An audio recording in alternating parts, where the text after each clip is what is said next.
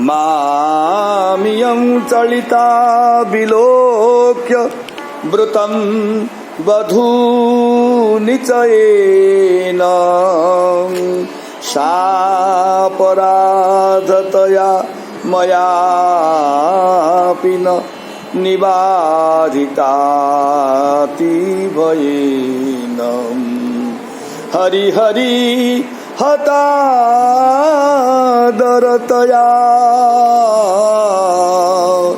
गता सा कुपितेव मामियं चलिता विलोक्य वृतं वधूनिचयेन। इयं राधा विधुनिचयेन वधूनां नारीणां निचयेन अर्थात समूहेन वृत्तं परिवेष्टितं मां दूरतयैव विलोक्य चलिता अनेन अन्योन्यावलोकनं जातम् इति गम्यते। कथं तदैव नानुनीता मया दृष्टापि सापराधतया आत्मानं सापराधं मन्यमानेन इति अर्थः। अति भयेन अति भीतेन इति अर्थः। मयापि न वारिता मयापि न निवारिता।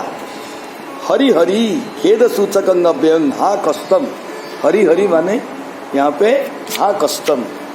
हतादरतया अर्थात अनादर वशेन सा श्री राधा कुपितेव संजात कोपेव गता प्रस्थिता। हरि हरिति खेदे श्री कृष्ण अपने विषाद की अभिव्यक्ति कर रहे हैं।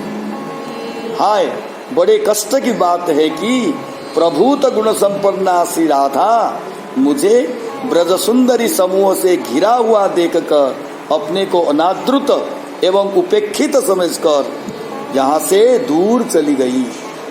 वे मेरे हृदय में प्रेयसी के रूप में विद्यमान हैं। मेरे प्रति उनके आंतरिक प्रेम का कभी व्यतिक्रम भी नहीं हुआ है। फिर भी श्री राधा के प्रति यह मेरा अपराध हो गया है। अपराधी होने के कारण मैं भयभीत हो गया और उनसे अनुनय विनय भी नहीं कर सका, उन्हें मना भी न सका। वे कुपित सी होकर यहाँ से चली गई और मुझे बड़ा विषाद हो रहा है। भगवान करे दशा। किं करिष्यति किं वदिष्यति सा चिरं विरहेण किं धनेन किं जनेन किं मम जीवितेन गृहेण। हरि हरि हतादरतया गता सा कुपितेव मामियं चलिता विलोक्य वृतं वधूनिचयेन।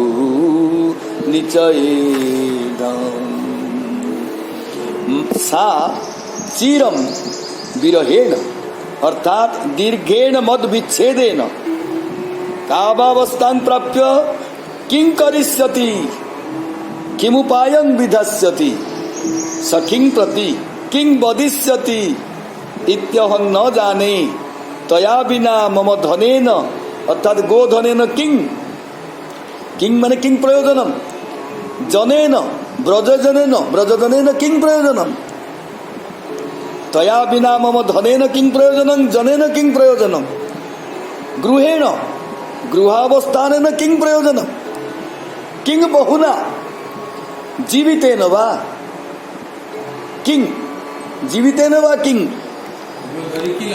तां विना सर्वमेवा किंचित करोमीति भावः। हरि हरि हतादरेत्यादि सर्वत्र योजनीयम्। विरही श्री कृष्ण की अवस्था का वर्णन करते हुए कहते हैं कि श्री राधा के वियोग में जो मुझ पर बीत रही है वही उस पर भी बीत रही होगी। भगवान नीचे नीचे भावुचंदी, मुझ पर जो बीत रही है वही उस पर भी बीत रही होगी। कितनी आकुलता व्याकुलता अनुभव कर रही होगी। इस वियोग जनित दुखानुभव का कारण मेरा अपराध ही है, मेरे ही कारण उसे इतना कष्ट हो रहा है। जब उससे मिलूंगा तो न जाने वह कोप तथा ईर्षा आदि की अभिव्यक्ति कैसे करेगी। अपनी प्रिय सखी के निकट निर्दय निष्ठुर कहकर मुझ पर अभियोग लगाएगी, न जाने क्या क्या कहेगी। उसके अनंतर मैं कहूंगा कि राधे, तुम्हारे अभाव में धन जन गोधन और गृह संपदा सब कुछ तुच्छ प्रतीत होता है। भगवान भावचंद्र, चिंतयामि तदाननं कुटिल भ्रूकोपभरेण शोण पद्ममिवोपरि भ्रमताकुलं भ्रमरेण हरि हरि हतादरतया गता सा कुपितेव कोपभरेण कोपातिशयेन कुटिल भ्रू कुटिले वक्रे भ्रुवौ जत्र तादृशम् तदाननं तस्याः प्रियतमाया आननं उपरि भ्रमता भ्रमरेण आकुलम आकुलम अर्थात व्याप्तम शोण पद्ममिव रक्त पंकजमिव चिंतयामि। श्री कृष्ण कह रहे हैं कि संप्रति मुझे श्री राधा के मुखपद्म का स्मरण हो रहा है। उनकी भौहें क्रोध के कारण और अधिक कुटिल हो गई हैं और कोप के भार से श्री राधा का गोरा तथा लाल मुखड़ा कुटिल कांति वाली भौं से उसी प्रकार सुशोभित हो रहा है जैसे लाल कमल के ऊपर मंडराते हुए काले भ्रमरों की पंक्ति व्याप्त हो। प्रस्तुत श्लोक में वाक्यार्थी उपमा अलंकार है, क्योंकि यही रोषमय मुख की उपमा लाल कमल से तथा कुटिल काली भौं की समानता काले भ्रमरों की पंक्ति की गई है। तामहं हृदि संगता मनीषं वृषं रमयामि किं वनेऽनुसरामि तामिह किं वृथा विलपामि हरि हरि हतादरतया गता सा कुपितेव किं कथं वनेतां अनुसरामि अन्वेषयामि न करकलितरत्नं मृग्यते निरमध्ये इत्याभिप्रायः। तां उद्दिश्य वृथा किं वृथा कथं विलपासि माने एठी कहउछन जे किं वृथा विलपामि हम वृथा काई के विलाप करी एतद विलपनं निष्फलं इति अर्थः। अहं हृदि संगतां हृदयस्थां अपि तां राधां अनिसंग निरन्तरं वृषं अत्यर्थं रमयामि तथा सह विहरामि इति अर्थः। विरह में अतिशय व्याकुल अंतर मन में श्री राधा की स्फूर्ति प्राप्त होने पर श्री कृष्ण कहते हैं, श्री राधा तो अहन्निश मेरे मन मंदिर में रहने वाली मेरी प्रियतमा प्रेयसी है और अपनी हृदय स्थिता उन श्री राधा के साथ मैं अत्यधिक रमण करता रहता हूँ। वे मुझसे कभी वियुक्त होती ही नहीं। वन में जब है ही नहीं तो उसमें उनको खोजने से क्या लाभ है। और यहाँ देखकर मैं जो विलाप कर रहा हूँ वो भी व्यर्थ है। तन्वी खिन्नमसूयया हृदयं तवा कलयामि तन्न वेद्मि कुतो गतासि तेन तेनुनयामि। हरि हरि हतादरतया गता सा कुपितेव।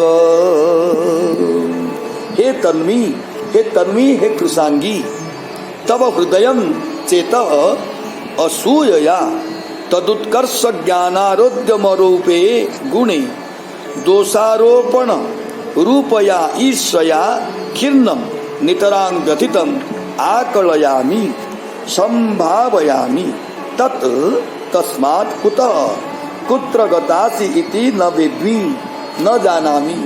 कुत्र गतासि न जानामि। तेन हेतुना तुभ्यं न अनुनयामि पादग्रहणादिना न क्षमापयामि। श्री कृष्ण श्री राधा की वियोग अवस्था से अत्यंत व्याकुल हैं, उद्विग्न हैं।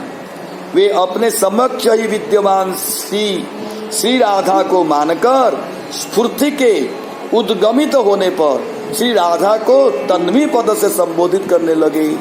हे राधे, मैंने तुम्हें छोड़कर दूसरी ब्रजांगनाओं के साथ विहार किया, इसीलिए तुम्हारा हृदय कलुषित हो गया है और तुम्हारे हृदय में अपनी उत्कर्षता के कारण दूसरों के प्रति ईर्ष्या भर गई है। दोषारोपण के कारण तुम्हारा हृदय खेदमय हो गया है। तुम यहाँ से अत्यंत अन्यत्र चली गई हो। यदि मैं जानता कि तुम कहाँ गई हो तो तुम्हारा पाद स्पर्श करके तुम्हें मना लेता, तुमसे क्षमा मांग लेता। दृश्य से पुरतो गतमेव मे विदधासि किं पुरेव सा संभ्रमं परिरम्भणं न ददासि। हरि हरि हतादरतया गता सा कुपितेव।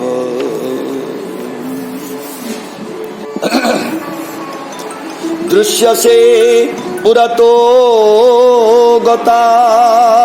गतमेव मे विदधासि किं पुरेव ससंभ्रमं परिरम्भणं न ददासि। हरि हरि हतादरतया गता सा कुपितेव। प्रिय, मैं पुरतः अग्रतः एव गतागतं यातायातं विदधासि गतागतं करोषि पुरतः दृश्यसे तथापि किं पुरा इव पूर्ववत् ससंभ्रमं सावेगं यथा स्यात् तथा परिरम्भनं आलिंगनं न ददासि पुरः स्थितायाः प्रियतमाया ईदृशी निष्ठुरता न युक्ता इति अभिप्रायः।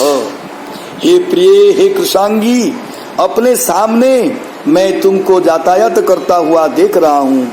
बस केवल तुम आती जाती ही हो, पर क्या कारण है कि आज तुम मुझे आलिंगन पास में नहीं बांध रही हो?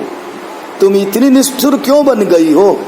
सच है कि विरही पुरुष की उद्विग्नावस्था जब पराकाष्ठा पर पहुंच जाती है तब उस समय उसकी भावना चरम अवस्था को प्राप्त हो जाती है। उस समय उसे लगता है कि उसका प्रेमी वही है। श्री राधा के वियोग के कारण श्री कृष्ण इतने विकल हो गए हैं कि उनकी भावना साक्षात कृतावस्था तक पहुंच गई है। सभी और श्री राधा की श्री राधा दिखाई दे रही है। बस वही श्री राधा संपूर्ण संसार में दिखाई दे रही है।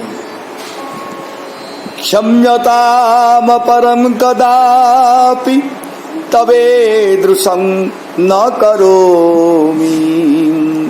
देहि सुंदरी दर्शनं मम मन्मथे न दुनोमि। हरि हरि हतादरतया गता सा कुपितेव। हे सुंदरी क्षम्यताम अपराधमिमं इति शेषः कदापि तव परं ईदृशम् एवं प्रकारं अप्रियम् इति शेषः न करोमि न करिष्यामि। अतः मम दर्शनं देहि। मन्मथेन मनोमथनातीति मन्मथो विरह तेन दुनोमि। दुनोमि क्लेशं प्राप्नोमि। श्री कृष्ण की उद्वेगावस्था की चरम सीमा यहाँ कवि द्वारा अभिव्यक्त हो रही है। मन में श्री राधा की स्फूर्ति होने लगी है। उनके सामने वे अपने आराध्य की स्वीकृति करते हुए कह रहे हैं, हे राधे मेरे अपराधों को क्षमा करो। जो कुछ हो गया उसे भूल जाओ। भविष्य में अब कभी ऐसा अपराध नहीं करूंगा और मुझे दर्शन दो। मैं तुम्हारा अति प्रिय हूँ। तुम मेरी आंखों से ओझल मत हो। तुम्हारे विरह में मैं काम ताप से झुलसा जा रहा हूँ। प्रस्तुत गीत में वर्णित नायक श्री कृष्ण धीर ललित हैं तथा परस्पर अनुराग जनित विप्रलम्ब श्रृंगार इस गीत का प्रधान रस है। वर्णितं जयदेवकेन हरेरिदं प्रवणेन केन्दुबिल्व समुद्र संभव रोहिणी रमणेन। हरि हरि हतादरतया गता सा कुपितेव। केन्दु बिल्व समुद्र संभव रोहिणी रमणेन अर्थात केन्दु बिल्व नाम ग्रामः सएव समुद्रम तस्मात् संभवतीति तथोक्तः जः रोहिणी रमणः चंद्रः तेन जयदेवकेन प्रवणेन प्रणतेन सता नम्रेण इत्यर्थ। हरेः कृष्णस्य इदं विरह गीतम वर्णितम अर्थात रचितम। कवि श्री जयदेव जी ने अत्यंत विनय पूर्वक श्री राधा के प्रति श्री कृष्ण के विरह विलाप का वर्णन किया है। समुद्र से जैसे चंद्रमा का उद्भव होता है उसी प्रकार केन्दुबिल्व गांव में जयदेव नामक कवि का आविर्भाव हुआ है। और श्री जयदेव कवि का एक नाम पीयूष वर्षी है। पीयूष वर्षी चंद्रमा का भी एक नाम है। तो रोहिणी रमण चंद्रमा का ही नाम है।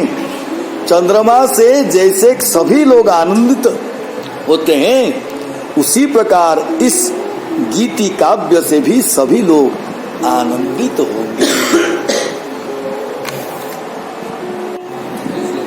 हाँ। हृदि विशलताहारो नायं भुजंगमनायकः कुवलय दल श्रेणी कंठे न सागरलद्युति मलय जरजो नेदम भस्म प्रिया रहिते मयि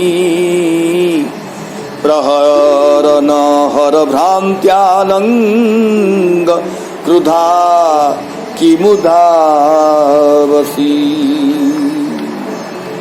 प्रेयसी श्री राधा के विरह में कामदेव के बाणों से श्री कृष्ण का अंतःकरण जर्जरित हो गया है। श्री कृष्ण को ऐसा प्रतीत हो रहा है जैसे कामदेव ने उसे चंद्रमौली समझ लिया है, तभी तो अपने अभेद्य बाणों का प्रहार उन पर कर रहा है।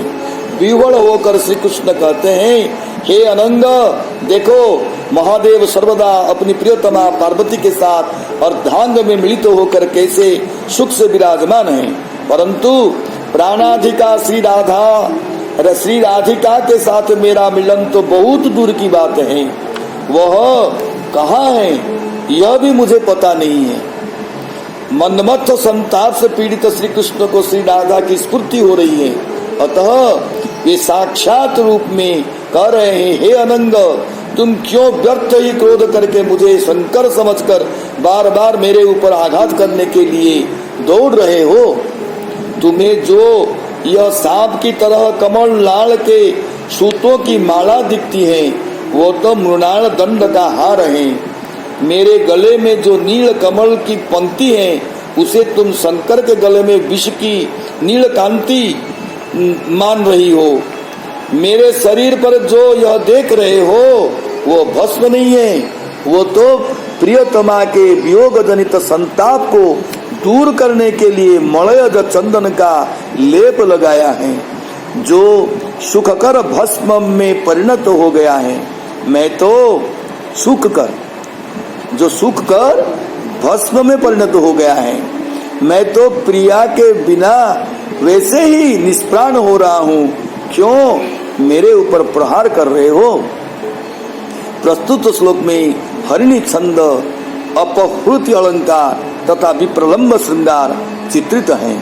कुछ विद्वानों को मतानुसार यहाँ भ्रांतिमान अलंकार है। पाणो मा कुरु चूत सायक ममुम मा चाप मारूपय क्रीडा निर्जित विश्वमूर्छित जनाघातेन किं पौरुषम तस्या एव मृगीदृशो मनसिज प्रेंकटकटाख्या सुग श्रेणी जर्जरितं मनागपि मनो नाद्यापि संधुक्षते। कामदेव ने मानो श्री कृष्ण से कहा, मेरे शरीर को जलाने वाला वह शिव तो शत्रु है ही, परंतु आप भी मेरे शासन का उल्लंघन करने वाले हैं, अतः आप पर भी बाणों का अनुसंधान करूंगा। तब श्री कृष्ण काम को उपालंब देते हुए कहते हैं कि हे मनसिज, मत लो हाथ में आम के बैरों का बाण। कामदेव के पुष्पबाण 5 प्रकार के होते हैं। पहला आम्र मुकुल, दूसरा अशोक पुष्प, तीसरा मल्लिका पुष्प, चौथा माधवी पुष्प, पांचवा बकुल पुष्प, इसको मौलश्री बोलते हैं। बसंत ऋतु होने के कारण आम्र मंजरी वृक्षों के अग्रभाग में निकल आई है। श्री कृष्ण विचार कर रहे हैं कि कामदेव इसी आम्र मंजरी को अपना बाण बनाकर राधा विरह में व्यथित मुझ पर ही आघात करेगा, अतएव उसे विरमित कर रहे हैं। तुम आम्र मंजरी के उस बाण को अपने करों में ग्रहण मत करो। माँ चाप मारो पय, यदि तुमने निज हाथों में धारण कर ही लिया है तो भी इसे अपने धनुष की प्रत्यंचा पर मत चढ़ाओ। क्रीड़ा निर्जित विश्व, अपने खेल से ही विश्व को जीतने वाले मैं तुम्हारे हाथ जोड़ता हूँ। वह बाण मुझ निष्प्राण का वध कर डालेगा। तुम विश्व विजयी हो, मैं श्री राधा के वियोग के कारण मृत तुल्य हूँ, और तुम्हारे जैसा वीर किसी मरे को मारने लगे तो तुम्हारा ही अपजस होगा, तुम्हारे पराक्रम की प्रशंसा न होगी। मनसिज, इस पद से श्री कृष्ण कह रहे हैं कि तुम तो मेरे मन से ही उत्पन्न हुए हो, जिससे उत्पन्न हुए हो उसी को मानने लग जाना तो कोई उचित कार्य नहीं है। तुम श्री राधा के लिए मेरे प्रति बाणों का प्रहार करना चाहते हो तो श्री राधा के प्रश्रुमर कटाक्षपात रूपी बाण जो तुम्हारे बाणों से भी अधिक तीक्ष्ण है, हाँ, उसी से जर्जरित हो गया हूँ। इस घायल पर असद्य विषबाण का प्रहार क्यों? प्रस्तुत श्लोक में शार्दूल विक्रीडित छंद तथा आक्षेपा अलंकार है। भ्रूपल्लवो धनुरपांग तरंगितानि बाणागुण श्रवण पालिरिति स्मरेणम् तस्या मनंग जय जंगम देवताया मस्राणि निर्जित जगन्ति किमर्पितानि। श्री कृष्ण श्री राधा में काम बाण समूह का आरोपण करते हुए कहते हैं कि संसार को जीतने वाले अस्त्रों के कामदेव श्री राधा में ही निक्षिप्त कर दिया है क्या? तत् शब्द से यहाँ पूर्वानुभूति अभिव्यक्ति हुई है। तस्याम पद से सूचित किया है कि जिस श्री राधा के वियोग में मैं व्याकुल हूँ, जो मेरी मनः कांता है, उसी में श्री कृष्ण ने जगत विजयी अस्त्रों को निक्षिप्त कर दिया है। श्री राधा के द्वितीय वैशिष्ट्य का प्रतिपादन करते हुए कहते हैं कि श्री राधा अनंग जयी जंगम देवता हैं। कामदेव तो जगत विजय करने वाले चलते फिरते देवता हैं। श्री राधा से ही अस्त्रों का उपलब्ध करके कामदेव ने जगत जीता और पुनः उद्देश्य की पूर्ति हो जाने पर उसी देवता को उन अस्त्रों को समर्पित कर दिया है। कामदेव का जगत विजयी अस्त्र है ध्रुपल्लव धनु। श्री राधा की भौहें नीली एवं स्निग्ध हैं, इसलिए उनमें ध्रुपल्लव का आरोप है और टेढ़ी होने से उनमें धनुष का आरोप है। श्री राधा के अपंग तरंग ही कामदेव के अपंग वीक्षण रूपी कटाक्ष वेधक बाण है। बाण जिस प्रकार अभिलक्ष का भेदन कर डालते हैं, उसी प्रकार श्री राधा ने भी मेरे मन को भेद डाला है। अस्त्र शब्द से अस्त्र विद्या साधन के उपकरण कहे जाते हैं। इस प्रकार श्री कृष्ण ने तत्त आविष्कार समर्थ अवयवों में कामदेव के तत्त अस्त्र विद्या साधनोपकरणों की उत्प्रेक्षा की है। इसी श्लोक में बसंत तिलका छंद है। उत्प्रेक्षा एवं रूपक अलंकारों की संसृष्टि है। भ्रूचापे निहित कटाक्ष विशिखो निर्मातु मर्मज्जताम् श्यामात्मा कुटिल करोतु कवरी भारोपि मारोद्यमम् मोहान्ता बदयञ्च तन्नितनुताम् बिम्बाधरो राघवान् सद्वृत्तं स्तनमण्डलं तव कथं प्राणीर्मम क्रीडति। श्री राधा का ध्यान करते हुए श्री कृष्ण कहते हैं, राधे तुम्हारे भ्रुकुटी धनुष में आरोपित बाण ही मेरे अंतःकरण को प्रपीड़ित कर रहे हैं। तुम्हारे कटाक्ष की लहरें ही बाण हैं। उनका ऐसा करना उचित ही है, क्योंकि धनुष से संबंधित बाण स्वाभाविक रूप से दूसरों के लिए सुखदायी होते हैं, दुखदायी होते हैं। दूसरों को विदीर्ण करना है तो इनका धर्म है। तुम्हारे काले कुंचित स्वाभाविक रूप से वक्रता धारण किए हुए केश भी मारने का पराक्रम करते हैं। यह भी अनुचित नहीं है, क्योंकि जिसका हृदय कुटिल एवं मलिन होता है वह दूसरों को मारने का प्रयास स्वाभाविक रूप से करते ही हैं।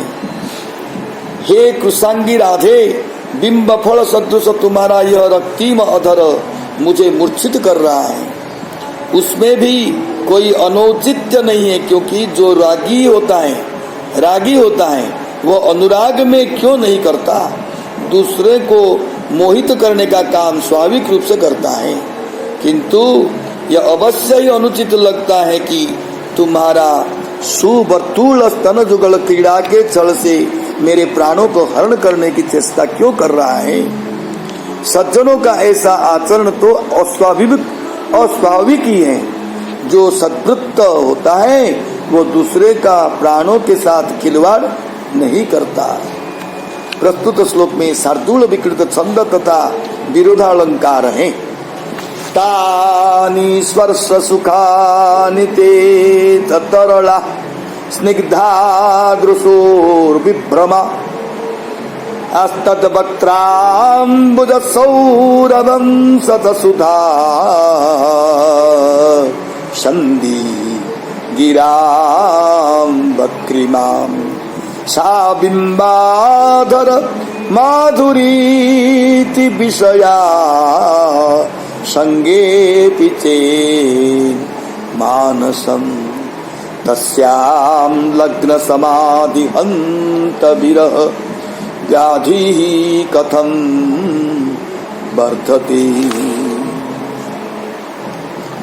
भावना की प्रबलता से श्री राधा के साथ विलास की स्फूर्ति होने पर अंतःकरण में बहती हुई विरह व्याधि की प्रतिकूलता का वर्णन करते हुए श्री कृष्ण कहते हैं, श्री राधा में मेरा मन समाधिस्थ हो गया है, तथापि विरह क्यों मुझे सता रहे हैं? क्योंकि विरह तो वहां होता है जहां खेद और वियोग होता है, और जबकि मेरा मन तो श्री राधा में संलग्न है। मनः संजोग के अभाव में विरह माना जा सकता है, परंतु मन तो यहाँ संयुक्त है। फिर भी विरह इसीलिए है कि इंद्रिय संजोग का अभाव है। अतः पर यह भी कहा गया है कि विषयों के न रहने पर भी मन ही मन इंद्रिय सुख का अनुभव होने से उसे संजोग कहा जा सकता है, परंतु विरह बना हुआ होता रहा है। यथार्थ क्या है? मिलने में जो अनुभव होता था वही अनुभव विरह में भी हो रहा है।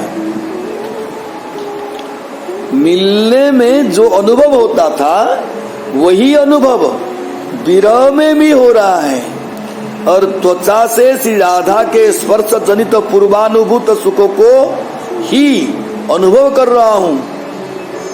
चक्षु से उसके प्रेमाद्र नेत्रों की तरल प्रीति रसधारा को देख रहा हूँ।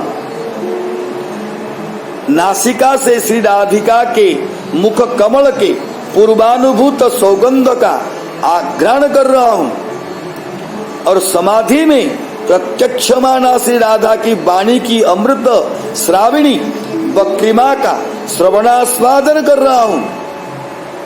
तथैव बिंब फल सदृश अरुणिम सुकुमार अधराधर की मधुर सुधारस माधुरी में अवगाहन कर रहा हूँ। इस प्रकार पांचों प्रकार के विषयों का संबंध मेरे साथ बना हुआ है, तथापि न जाने क्यों विरह जनित समाधि बढ़ती जा रही है। प्रस्तुत श्लोक में साद्रूल विक्रीडित छंद है, समुच्चय अलंकारता विप्रलंब श्रृंगार है।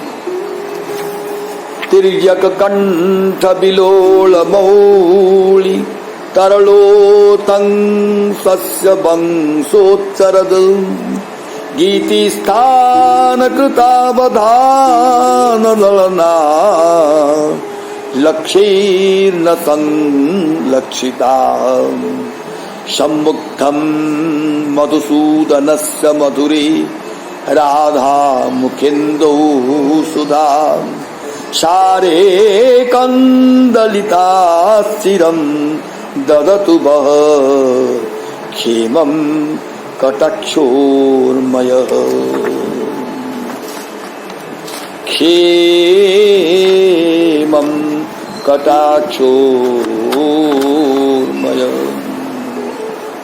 तृतीय सर्ग के अंतिम श्लोक में कवि ने श्री राधा के वचनों को प्रमाणित किया है। गोपांगनाओं के मध्य में अवस्थित श्री कृष्ण को श्री राधा दर्शन से भावानुभूति हुई है, उसी को यहाँ प्रस्तुत किया जा रहा है। कवि ने पाठकों एवं श्रोताओं को आशीर्वाद प्रदान किए हैं कि मुग्ध मधुसूदन आपका कल्याण विधान करे। मधुसूदन जो श्री राधा के मुख कमल की ईषत चंचलता एवं सुगंधता का दर्शन कर अतिशय उल्लसित हुए हैं, संपूर्ण इतर कामनाओं का परित्याग कर श्री राधा में एकनिष्ठ हुए हैं। उनके कटाक्षपात की उर्मिया स्नेहातिशयता के कारण श्री राधा के सुललित एवं मधुमय मुखचंद्र पर स्थिर हो गई है। सम्मुग्ध पद से श्री राधा के मुख की मनोज्ञ अतिशयता बताई गई है। मधुर पद से श्री राधा के मुख को अमृत से भी मधुर बताया गया है। मोहकता एवं माधुर्य के कारण श्री राधा के मुख को श्री कृष्ण बड़े चाव से देखते हैं। सुधासार से भी श्री राधा के मुख का पीयूषत्व अभिव्यक्त हो रहा है।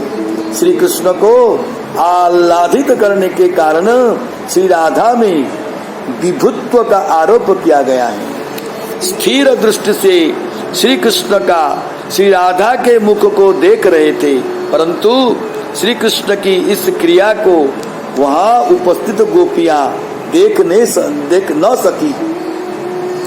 गोपियों से आवृत श्री कृष्ण बांसुरी के दीप्त स्थान से स्वरालाप कर रहे थे। सभी का ध्यान उन स्वरों में ही लगा हुआ था। सभी श्रवण जनित आनंद में मग्न थी। बंसी ध्वनि से सभी के चित्त को आकर्षित करने के साथ श्री कृष्ण ने अपनी बंसी की तान से श्री राधा को भी मोहित कर लिया, जिसका अनुभव किसी गोपी को भी न हो सका। इससे श्री कृष्ण का चातुर्य प्रकाशित होता है। श्री कृष्ण की मुख मुद्रा का वर्णन करते हुए कवि कहते हैं, तिर्यक कंठ बिलोल मौलि तरलोत्तंस, अर्थात श्री कृष्ण की ग्रीवा को तिरछे किए हुए बंकिम मुद्रा के कारण उनके मुकुट तथा कर्णाभरण चंचल हो रहे थे। मौली पद से मुकुट और सिर दोनों वाच्य हैं, तथापि सिर का हिलना वेणुवादन का दोष है और न हिलना दक्षता है। श्री कृष्ण में अद्भुत नौपुण्य था, अतः सिर नहीं हिल रहा था। मुकुट एवं कर्णाभूषण ही आंदोलित हो रहे थे। प्रस्तुत श्लोक में शार्दूल विकृत छंद तथा रूप का अलंकार है।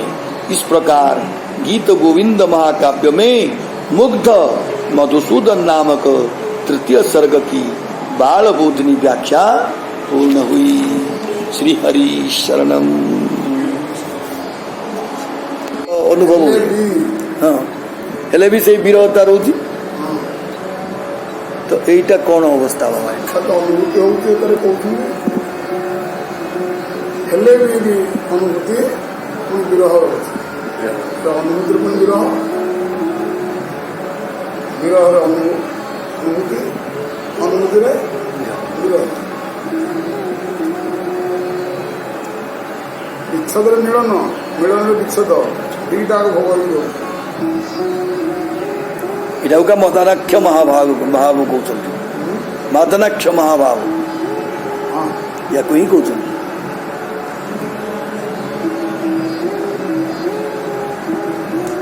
राहुल उच्चस्तर आहरी उच्चस्तर उज्ज्वल उज्ज्वल रस साक्षात पाखे थाई नसला भाई योग अनुभूति पाखे थाई योग अनुभूति वियोग साक्षात अच्छा अनुभूति कर किंतु विच्छेद रोच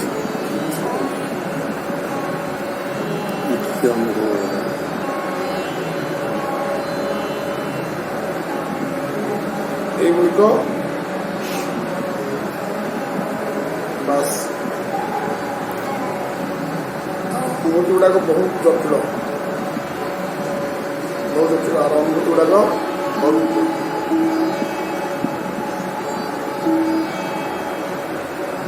दृष्टांत गुड़ाक बहुत जटिल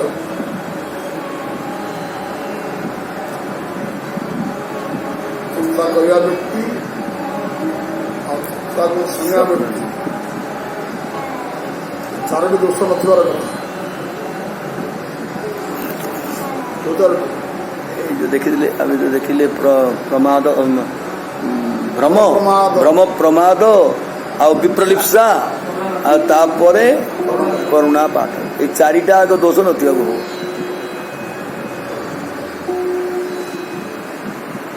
ବିଷୟରେ କ'ଣ ଆସିଲା କ'ଣ ଚିଠି ପରା ହଁ ଚିଠି ବିପ୍ରଦାସ ମାନେ ଭଣ୍ଡି ବାବା ଠକିବା ଖଣ୍ଡିବା ଠକିବା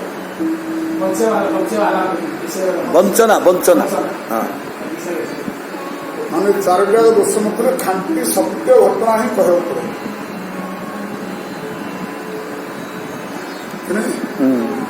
ଚାରୋଟିଯାକ ଯାହା ପାଖରେ ଅଛି ସେ ସତ୍ୟ ଘଟଣା କହିପାରିବ ନାହିଁ ତାକୁ ଅନୁଭୂତି ହବ ନାହିଁ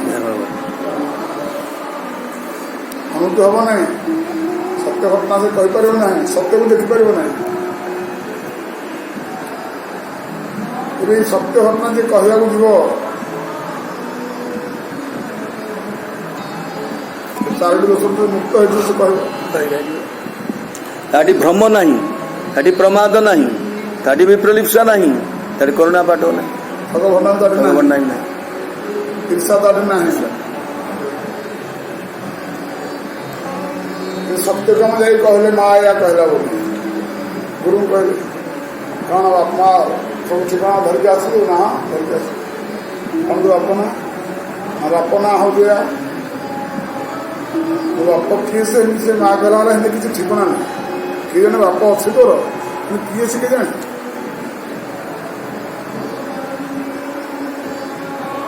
କିଏ ସେ କେଜାଣି ଅର୍ଥ କେତେ ପୁରୁଷ ଅଙ୍ଗର ସମାପନ କରିଛି ତେଣୁ କିଏ ଯଦି ତୋ ବାପ ହେଇଥିବ ମୋଟା କେମିତି କହିବ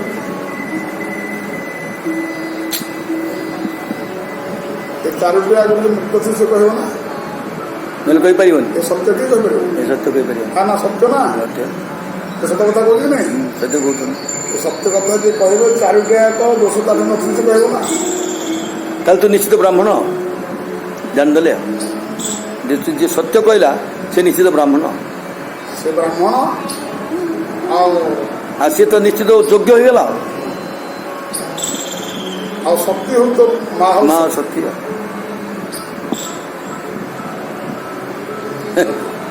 ଅସତିରେ ଶକ୍ତି ଦେଖାଯାଉଛି ଅସତିରେ ଶକ୍ତି ଦେଖାଯାଉଛି ଆଉ ଶକ୍ତିରେ ଅସତି ଦେଖାଯାଉଛି କିନ୍ତୁ ଏଠି ଭଗବାନ ଆଜି ରାଧାଙ୍କର ବିରହ ବିଚ୍ଛେଦରେ ହିଁ ଉପସ୍ଥିତ ଅନୁଭୂତି କରୁଛନ୍ତି ଏବଂ ଅନୁପସ୍ଥିତରେ ହିଁ ବିରହ ବିଚ୍ଛେଦ ଅନୁଭବ କରୁଛନ୍ତି ଏ ପୁସ୍ତକର ଯାହା ସେଇଟା ହଉଛି ବାବା ପୁରା କହୁଛନ୍ତି ପାଞ୍ଚଟାକ ଇନ୍ଦ୍ରିୟ ଦ୍ଵାରା ସବୁ ଯାକ ଅନୁଭବ ମୁଁ କରୁଛି ରାଧାରାଣୀଙ୍କୁ ମୋ ଭିତରେ କିନ୍ତୁ ତତ୍ସଙ୍ଗେ ସଙ୍ଗେ ମୁଁ ରାଧାରାଣୀଙ୍କର ବିରହଟା ବିଚ୍ଛେଦଟା ବି ଅନୁଭବ କରୁଛି ସେ ଅବସ୍ଥାଟା କ'ଣ ଇଏ ହେଉଛି ଚରମ ଦୋଷଶୂନ୍ୟ ଅବସ୍ଥା ଯୋଉଟାକି ଏଇ ସତ୍ୟ କାମଙ୍କର ମାତାଙ୍କ ସ୍ଥିତି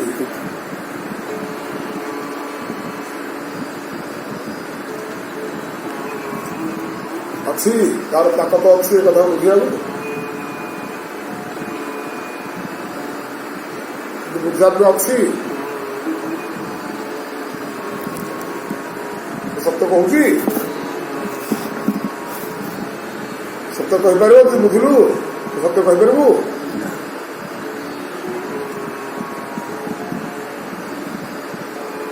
ଏମିତି ବହୁତ ଉଚ୍ଚ ସ୍ତରର ବହୁତ ଗୋପନୀୟ କଥା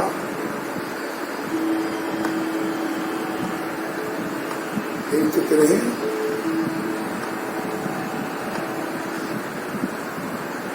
ये सत्य को ही अनुभूति कर जाती है महत कृपा व बहुत कृपा ईश्वर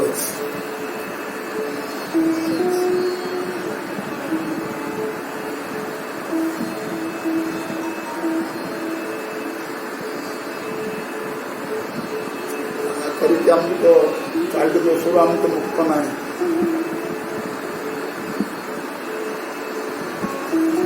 ଯାହା କହିଦେଲେ ଆମର ସବୁ ଭଣ୍ଡିବା ନ୍ୟାୟ ହେବ ଆମ କଥା ସବୁ ଭଣ୍ଡିବା ନ୍ୟାୟ ହେବ ନିଜକୁ ଭଣ୍ଡିଲେ ଅନ୍ୟକୁ ଭଣ୍ଡିଲେ ପ୍ରକୃତ ଦୋଷ ଲାଗିବ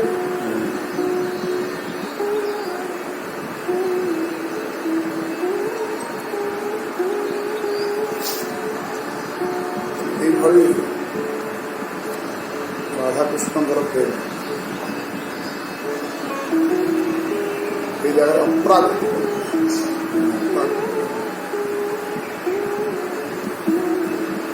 ଆତ୍ମାନି ଗୋଟିଏ ସ୍ଥାନରେ ଗୋଟିଏ ସ୍ଥିତିରେ ମିଳନ ଏବଂ ବିଚ୍ଛେଦ ଉଭୟ ହିଁ ଅନୁଭୂତି।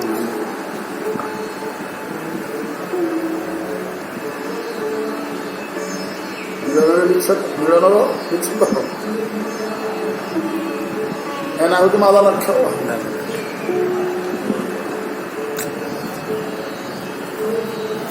ତେଣୁ ଶାସ୍ତ୍ରରେ ଉଲ୍ଲେଖ ଅଛି କେବଳ ମାଦା ଲକ୍ଷ୍ୟ ଭାବ ରାଧାରାଣୀକୁ ହେଉଥିଲା ଆଉ କାହାକୁ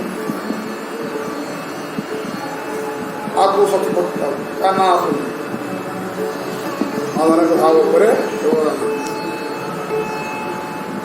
ସେଟା ଜାଣିବାକୁ ଯାଇ ଭଗବାନ ମହାପ୍ରଭୁ ଅବତାର ହେଲେ ମହାପ୍ରଭୁଙ୍କର ହୁଏ ମାଦକ ଭାବ।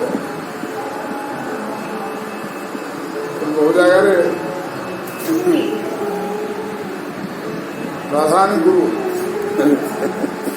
ଆଉ ଭଗବାନ କୃଷ୍ଣ ହଉଛନ୍ତି ଚଲା ସବୁ ଶିଖଉଛନ୍ତି ସେ ତାଙ୍କୁ କାହିଁକିନା ସେଇ ଭାବଟା ସେଇ ରସଟାକୁ ଆସ୍ୱାଦନ କରିବାକୁ ଚାହିଁଲେ ନା ଭଗବାନ କହିଲେ କି ମୋର ତ ମୋ ଆନନ୍ଦଟାକୁ ତ ସମସ୍ତେ ଅନୁଭବ କଲେ କିନ୍ତୁ ରାଧାରାଣୀ ମୋ ନାମ ନେଇକି କେମିତି ଆନନ୍ଦ ପାଉଥିଲେ କେଉଁ ରସଟାକୁ ଆସ୍ୱାଦନ କରୁଥିଲେ ସେଇଟା ମୁଁ ଅନୁଭବ କରିପାରିଲି ସେଇଟାକୁ ମୁଁ ଆସ୍ୱାଦନ କରିପାରିଲି।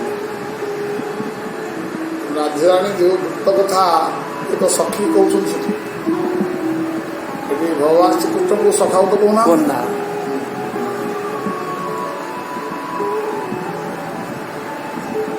ନିଜେ ପ୍ରାକ୍ଟିକାଲ ଉପରେ ପହୁଛି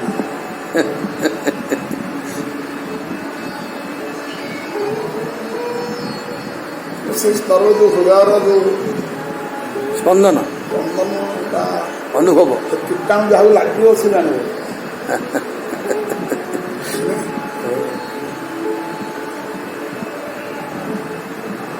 ପ୍ରେମ କୀଟାଣୁ ଯାହାକୁ ଲାଗିବ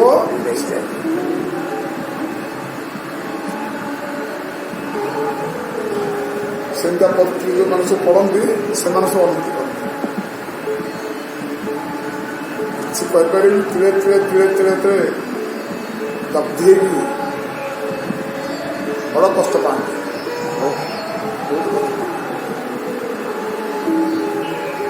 ଏ ମାଇକ ସଂସାର କଥାର ଆଉ ସେଥିର ଯେଉଁ ଏମିତି ବି ଧୀରେ ଧୀରେ ବି ଭାରି ଦଗ୍ଧ ହୁଅନ୍ତି ସାଧକ ମାନେ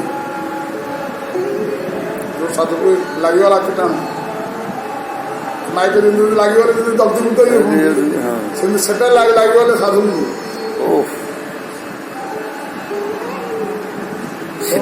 ସିଦ୍ଧ ବାବା ଦେଖୁନାହାନ୍ତି ବିରହରେ ଖାଲି ଜାଳି ଦେଲେ ଶରୀରଟା ଜଳିଗଲା ଦେଖୁନାହାନ୍ତି ବିରହ ଜ୍ୱାଳା ପାଇଁ ରାଧାରାଣୀଙ୍କର ମଳୟ ପବନଟା ଅତି ଗ୍ରୀଷ୍ମର ତାପ ଭଳି ଲାଗୁଛି ମଳୟ ପବନ ଅତି ଥଣ୍ଡାର ତ ଅନୁଭୂତି ସେଇଟା ତାଙ୍କ ଦେହକୁ ସ୍ପର୍ଶ ହେଲା ବେଳକୁ ଭୀଷଣ ଜ୍ୱାଳା ହେଉଛି ବିଶ୍ୱ ଜ୍ୱାଳା ଭଳି ଲାଗୁଛି ତାହେଲେ ତା ଭିତରେ ଦଗ୍ଧ ହେଉଛି ଏବଂ ସେ ଦଗ୍ଧିକୁ ବାହାରକୁ କଷ୍ଟର ଚରମ ଦେଖାଗଲା ବେଳେ ସେ ଭିତରେ ପୁଣି ଆନନ୍ଦରେ ବୁଡ଼ିକି ଅଛି। এইটা মানে আমি খালি বিচিত্র ହିଁ ଲାଗୁଛି ଆମକୁ କ'ଣ କି ପ୍ରକାର ଅନୁଭୂତି ଏଇଟା ଆମେ କିଛି ମନ କଳ୍ପନା ହିଁ କରିପାରୁନି ଅନୁଭବ ତ ଦୂରରେ ଥାନ୍ତୁ କଳ୍ପନା ହିଁ ମନ କଳ୍ପନା ହିଁ କରିପାରୁନି। ତା ପ୍ରେମିକ ସଂସାର ସାରି ନିନ୍ଦା ତାଙ୍କ ଉପରେ ଆସିଲାଣି ପ୍ରଶଂସାର କୋଉ ବାଟ କିଛି ଯୋଗ୍ୟ ନୁହେଁ କେହି ତ ପ୍ରଶଂସା କରିବେ ଆରେ ଏମିତି କେହି ଜଣେ ନାହାନ୍ତି ଯେ ନାଇଁ ନାଇଁ ତୁ ଯାହା କଲୁ ଭଲ କଲୁ ହାଡ଼ି ନେଇଯାଇଛୁ ହାଡ଼ି ଝିଅକୁ ନେଇଯାଇଛୁ ଭଲ କଲୁ ଟିକେ କହିବ କେବେ ନୁହେଁ ବଢ଼ିଆ ତମ ପ୍ରେମର ଲକ୍ଷଣ ସେଇଆ ତମେ ଆଣିକି କିଛି କଥା ଯାହା କହୁଛି ତ ମୁଁ ଅଛି ମୁଁ ତ ଭଲ ପାଉଛି ମୁଁ ତ ଚିହ୍ନି ପ୍ରେମକୁ ଆଉ ଭଲ ପାଉଛି ଆଉ କିନ୍ତୁ ବେଶୀ ବ୍ୟସ୍ତ ହଁ କିନ୍ତୁ କିଏ ତାକୁ କହିବାକୁ ଅଛି ସମସ୍ତେ ତ ଦୋଷ ଦେଖିବେ ଆଉ ଧୋବଣୀ ଘରୁ ଝିଅଟା ନେଇଗଲା ସିଏ ଓକିଲ କିଏ ଓକିଲ ଗୋଟା ଓକିଲ କି ଧୋବଣୀ ଝିଅଟା ସିଏ ବି ଓକିଲ ସେ ତାଙ୍କର ପାଠ ପଢା ଟ୍ରେନିଂ ପିରିୟଡ଼ ତାଙ୍କର ଆଉ ତା ବାପଟା 15 ଜଣକୁ ମରିଗଲା ମରିଗଲା ହଁ ପୁଅର ବାପଟା ପୁଅର ବାପ ତ ଗୋଟେ ଓକିଲ ଚିନ୍ତା କରିଦେଲା ଗୋଟେ ଧୋବନି ମୋ ଘରେ ପଶିଲା ବାହାରୁ ତ ଠିକ ଅଛି ଗୋଟେ ଭଲଟା ବାହାରୁନି ଧୋବନି ଛଡ ବାହାରୁ ନାମ ପଡ଼ିଶାର କଥା କାନପୁର କାନପୁର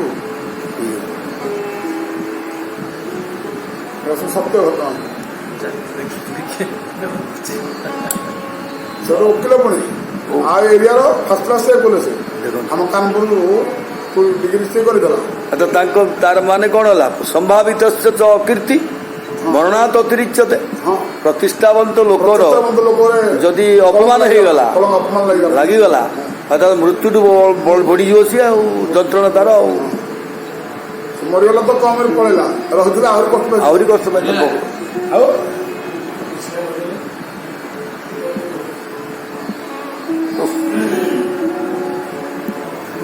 हाँ बाबा सीटी कहते से प्रेम प्रेम करुवार तो प्रेमिका जुगल को तांकर अवस्था कौन हो से किसी जानी ना तो जाति कौन मुझे जानी मत से भल लगुच जाति कौन सी जिते निंदा संसारिक जहाँ सब लांछना गले भी मुह टेकी न दे पारते सब सही भितर बहुत आनंद हाँ क्या मुझे चाहिए पाई किए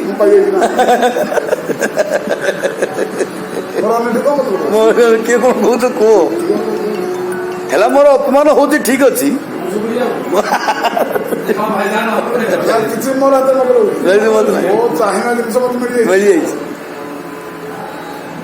भगवान की स्थिति देखो मन दशा माने केते आकर्षित हो जाती सी जड़े जन प्रति इतने आकर्षण जदि से न मिलला प्राण ये डरला केते प्रश्न हाँ आम वंशर रक्षा तू कर केते बड़ अपमान आमर बचिदेलु जहाँ भल कलु त्याग करू पचाटे आम खोजी सियाड़े बरेट खुल मजा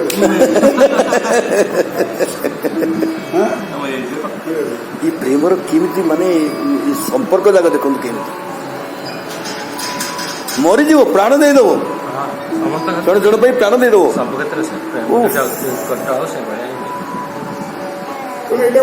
से राधाकृष्ण अपराकृत प्रेम यहाँ गोटे दृष्टान्त दृष्टान्त ये असह्य बोले ओरिजिनल कौन हाँ खाली बिराड़ी बाघर दृष्टान्त दिया हाँ खाली बिराड़ी बाघर चलता बुझीपार बाघ कौ विषय बिराड़ी की देखिकी बाघर दशा को जापर कौन सी अवस्था केवे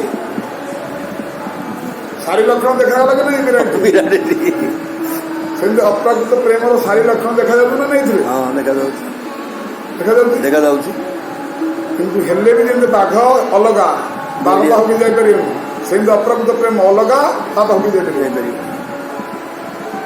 दोस्तान ठीक है ना ठीक एकदम ये अपराकृत प्रेम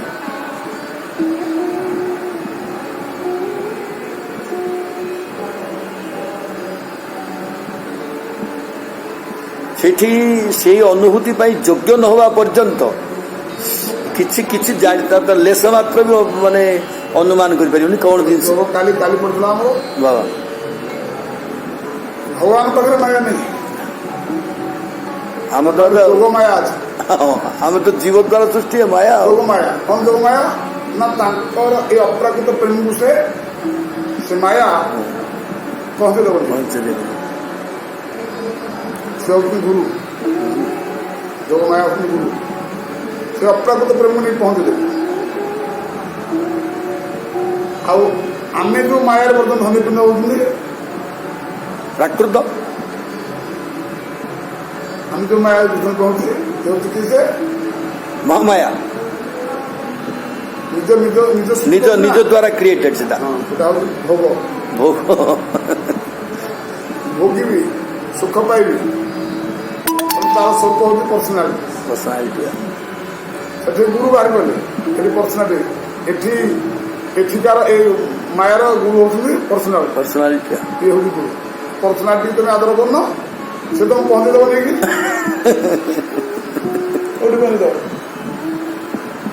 जिते जाक अनर्थ को डाके नहीं आसी पहुंचे देव सीटी ସବୁ ଅନର୍ଥ ନେଇ ଆସିବ। ଆଜି ସ୍ୱାର୍ଥକୁ ପୁଅ ଝିଅ ଭଲ ପାଉଛନ୍ତି ବୋଲି ସେ ଆଜି କାହାକୁ ମାନୁଛନ୍ତି ଆଉ ତେଣୁ ସେ ଠିକ ଜାଗାରେ ନେଇ ପହଞ୍ଚି ଦଉଛନ୍ତି। ଆମର ଯୋଉ ପର୍ସନାଲିଟି ନେଇଯାଉଛି ପ୍ରାକୃତ ପ୍ରେମ, ଆମର ଯୋଉ ଭଗବାନଙ୍କର ଯୋଉ ମାୟା ସେ ନେଇଯାଉଛି ଅପ୍ରାକୃତ ପ୍ରେମ। ପ୍ରାକୃତ ଅପ୍ରାକୃତ ବହୁତ ଅନ୍ତର, ବହୁତ ଅନ୍ତର। ସେ ବିଲେଇ ବାଘ ବହୁତ ଅନ୍ତର କି ନାହିଁ? ବିରାଡ଼ି ବାଘ ତାର ବୋଲି ପ୍ରେମ, ଆତ୍ମେନ୍ଦ୍ରିୟ ବାଂଛା, ଆତ୍ମେନ୍ଦ୍ରିୟ ପ୍ରୀତିବାଂଶ ତାର ବୋଲି କାମ। କାମ ଅନ୍ଧତମ ପ୍ରେମ ନିର୍ମଳ ଭାସ୍କର।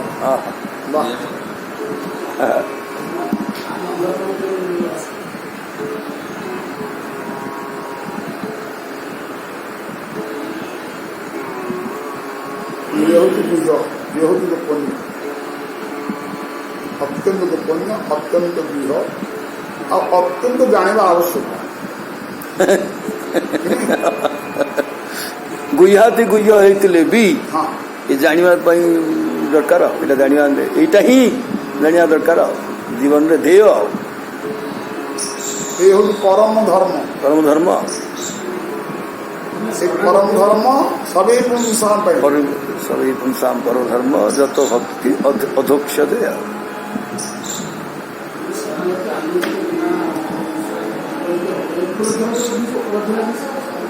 তুমি এ বিষয়ে চর্চা ନାହିଁ, লোক জাଣିବ କଣ?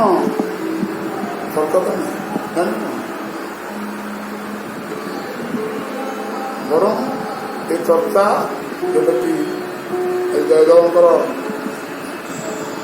ଗୋବିନ୍ଦ ମା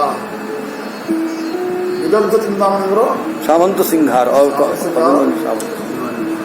ହରିମନ ସାମନ୍ତ ସିଂହାର ବିଦଗ୍ଧ ଚିନ୍ତାମଣି ରାସ ପଞ୍ଚାଧ୍ୟାୟ ଭାଗବତ, ଯାହାକୁ ସିଧାସଳଖ ଗାୟତ୍ରୀ ହେ ବହି ଖୋଲି ବହି ଆମର ଉକ୍ତ କଥା